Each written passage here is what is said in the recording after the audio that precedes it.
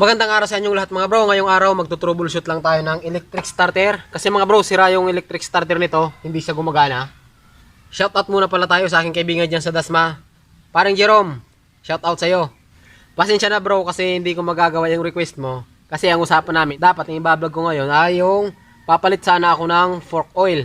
Kaso wala akong mabiling fork oil. Kaya hindi ko muna magagawa bro. Siguro sa sunod na linggo na lang yun ang gagawin natin. Yan, bago natin umpisahan, kung hindi ka pa nakasubscribe, subscribe ka na and hit the notification bell para po lagi kayong updated sa mga video na upload natin. So yan mga bro, so mag-troubleshoot na tayo.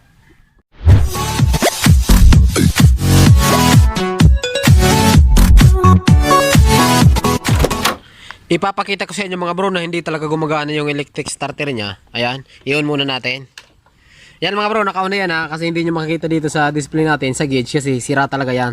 Yung buong wiring yan, hindi ko pa napapalitan. So naghahanap pa tayo ng pampalit nito. Kung nakita nyo yung mga ilaw nyan dito, ayan. Kung nakita nyo yan. So mayroon yan. Kahit signal light. Ayan. Pakita ko sa inyo. So mayroon na yan. Ibig sabihin, nakauna. Bisina, try natin. So mayroon siya. So pindutin natin to. Electric starter niya. Ayan. Pero kung naririnig yung mga bro, yung solenoid niya or yung starter relay niya may palo. Ang ibig sabihin niyan mga bro, walang putol yung ano natin, yung wiring papunta dun sa solenoid. Kasi mga bro, meron na akong ginawang wiring diagram ng electric starter. Kung hindi nyo pa napapanood, panoorin nyo na lang. Drawing ko dun yung wiring diagram. Ayan, so mag troubleshoot na tayo.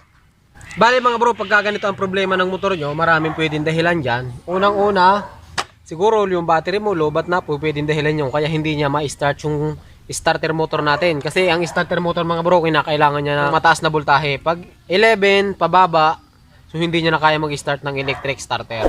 Tapos mga bro, pwede rin dun sa switch, sa push button, pwede rin sa wiring at pwede rin sa relay mga bro. Pero kung nakita nyo naman yung pinindot ko kanina, mayroon siyang palo, ibig sabihin yung wiring niya walang putol at may palo siya. Ngayon, titestirin natin yung battery kung ano talaga. Buksan muna natin to. Yan. Pagka ganito mga bro, yung battery, gumamit lang kayo ng multimeter tester. Kahit digital or analog po pwede yan. Yan mga bro, titestirin natin yan. Gumamit lang kayo ng multimeter. Kung ilang voltahe talaga. Susit nyo lang to sa DC. Ayan. Yan. Tapos testirin natin kung ilan na yung laman ng ating battery. Pagtitester mga bro, madali lang, polarity lang, positive, positive. Oops, mayroon po ng tagahawak ay. So ayan mga bro, kung nakikita nyo, ang reading ng ating battery ay 12.6. So kayang-kaya niyang start ang starter motor. Possible yan mga bro, sigurado sa starter yan. So i-troubleshoot natin. Ang gawin niyo din mga bro, pag mayroon kayong wire na malaki, para mas madali, kumuha kayo ng wire dito, na medyo malaki, itap nyo dito sa positive at itap nyo dun sa positive ng starter. Ngayon, pag hindi umikot yung starter, ibig sabihin, sira ng starter mo. Kasi mga bro, wala kasi akong wire na malaki. Kaya ang gagawin natin, so titester na lang natin. Ayan mga bro, ito yung starter motor natin. Ayan, ang gawin nyo dyan, doon yung sinasabi ko sa inyo kanina, kumuha kayo ng positive tapos ilagay nyo dito, dapat iikot na itong starter mo. Ngayon, pag sinort mo na yan, hindi pa rin umiikot, ibig sabihin, ito nga may problema mo. Pero dahil wala akong wire, so titestirin na lang natin. Ganoon ulit sa DC. Tapos, testirin natin ito mga bro, yung positive. Yung negative, ilagay natin dito sa body ground. Tapos yung positive, ilagay natin dito. Yan mga bro, tapos pindutin natin yung push button. Yung kung nakikita nyo, mayroong 12 volts na lang. So ibig sabihin nagkaroon ng voltage drop. Possible mayroong sira yung ating starter solenoid. So nagkakaroon ng voltage drop, baka may problema na rin. Kung nakikita nyo dun sa battery 12.6 kanina, ayan dito, so 12 volts na lang. Ayan, yun ang problema mga bro. Ngayon i-try natin i-short. Pag wala pala kayong ganito mga bro, pwede rin test light pwede rin test light. So kuha tayo ng test light.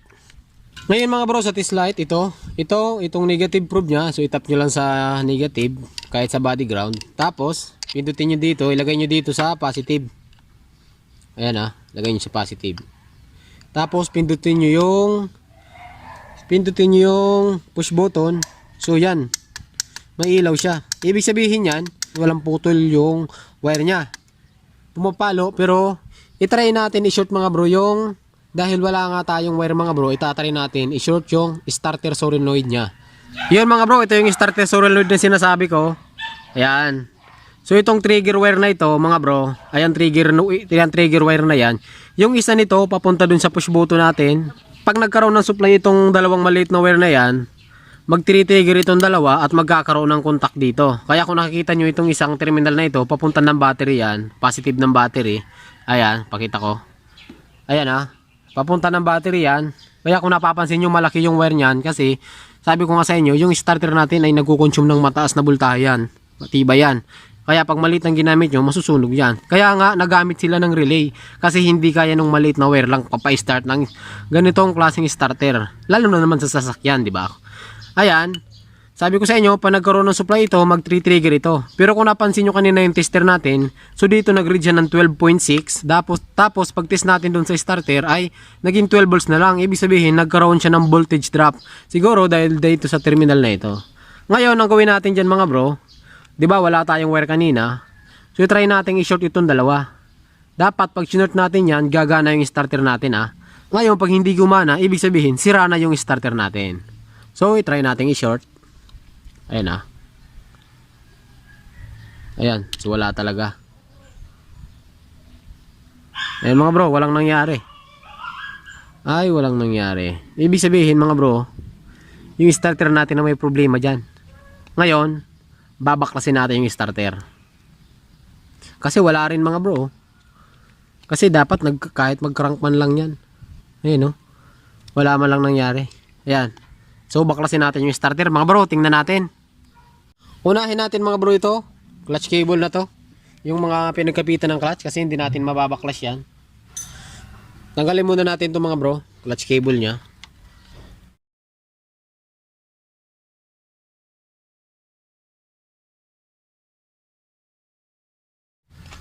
Ayan. Tapos mga bro, tanggalin natin to. Tanggalin natin itong 2 bolt.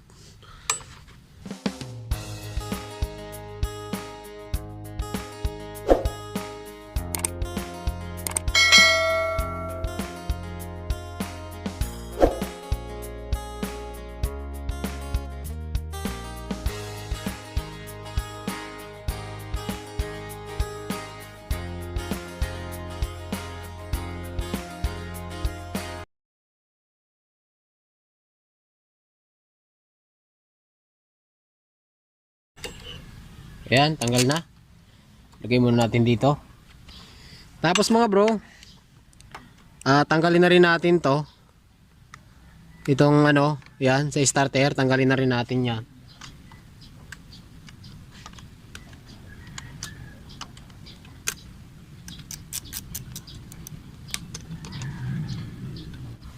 Ayan, natanggal na.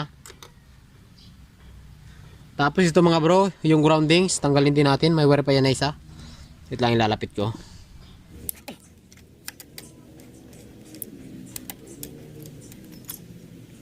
Yan mga bro. Tapos, ito may isa pang tornilyo dyan. Tanggalin din natin.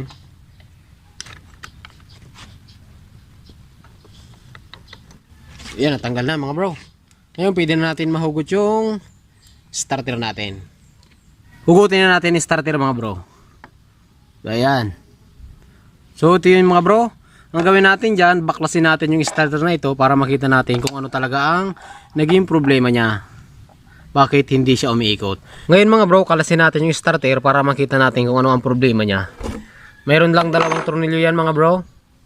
Ayan, 2. So gamit lang kayo ng 10mm. Sprayan muna natin.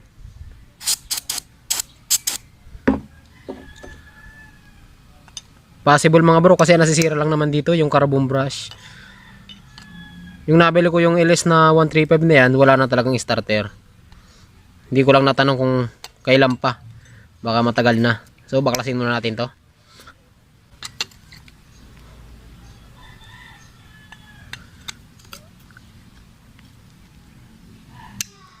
Yes.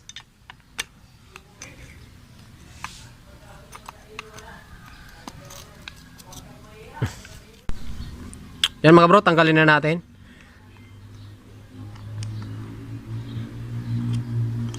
So yan, natanggal na.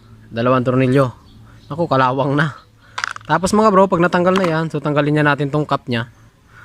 Hop, matigas. So pukpukin nyo lang.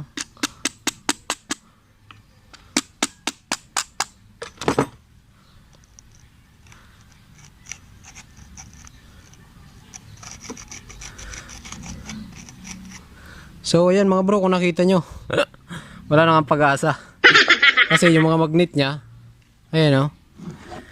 Yung mga magnet niya ay wala na, crack na. Ayan o. So crack na. Ayan.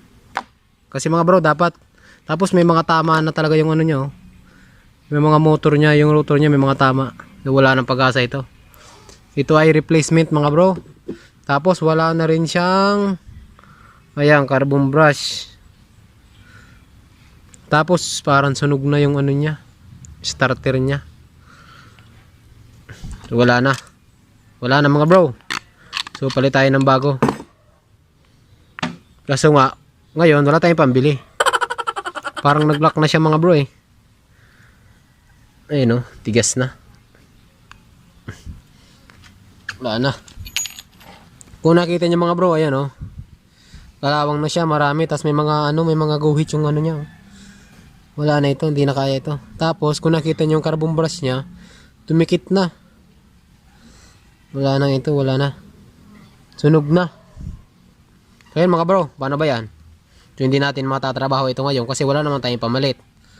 Pero mga bro, ang problema kasi dyan, ito na, starter motor na. Pero kung meron tayong pampalit, magagawa natin ang paraan yan. Eh ngayon wala muna tayong mabibili. Maghanap muna tayo ng bibiliin. Abangan nyo na lang mga bro yung part 2 ng video na ito. Gagawa tayo ng tutorial. So ngayon mga bro, ibabalik muna natin to. Babalik ko muna to ha. Kahit hindi ko na isama yung magnet niya. Kasi wala na itong pag-asa eh. Ayan o. Kahit ibalik mo pa to, crack na. Wala na rin. So balik muna natin yan. Bulilyaso tayo ngayon.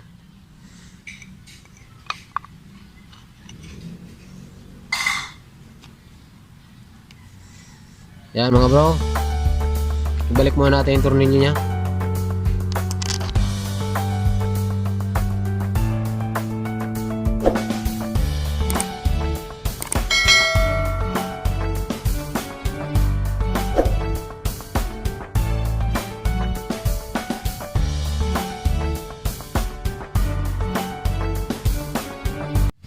Yan mga bro, nakita nyo naman yung problema ng ating starter motor, wala na siyang pag-asa. At ang masama pa doon, wala tayong pampalit. Mahal din kasi itong mga bro eh. Dati nagtanong ako, ang binta sa akin ay 2,000. Sabi ko, pas muna. Magtsatsaga na lang muna ako sa kickstart kasi naghanap pa naman yan. Sa mga parts out, nabinta sila 800 nito mga bro. So maghanap muna tayo. So ngayon mga bro, temporary, kabit muna natin to. Tapos pag nakabili tayo, yan, abangan nyo. At magkakabit ulit tayo ng starter motor mga bro. Sa ngayon, nalaman natin na ang problema pala ay ito talaga. Yan mga bro, hindi ko na ipapakita sa inyo pagkakabit nito. Ganon din, kung paano nyo binaklas, ganon din yung pagbabalik. Same process lang. Parang disassemble, assemble mo lang. Ayan mga bro, hindi ko na ipapakita. Yan, kung meron kayong gustong itanong, so huwag nyo kalimutan i-comment at sasagutin natin yan. Yan mga bro, salamat sa panonood.